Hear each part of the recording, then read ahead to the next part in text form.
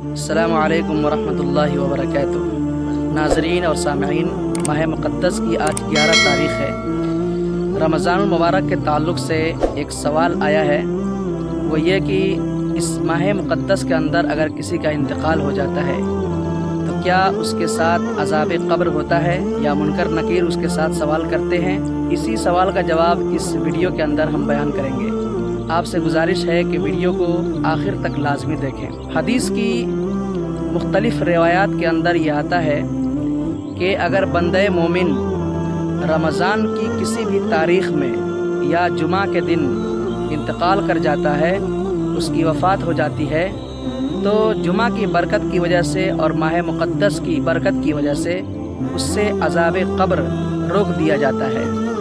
لیکن یہاں پر ایک سوال یہ بھی پیدا ہوتا ہے کہ کیا جمعہ کے دن اور رمضان بھر ہی اس سے عذاب روک لیا جاتا ہے اور بعد میں عذاب نہیں ہوتا، یا پھر بعد میں عذاب ہوتا ہے؟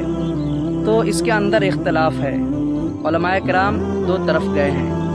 کچھ علماء کرام کا کہنا ہے کہ اس کو قیامت تک عذاب قبر نہیں ہوتا، منکر نکیر اس سے سوال نہیں کرتے۔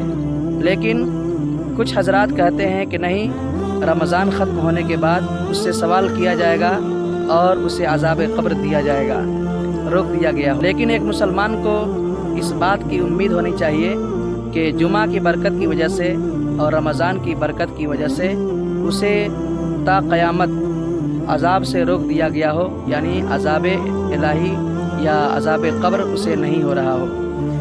یہ اللہ تعالیٰ کی ذات سے ہمیں امید ہے۔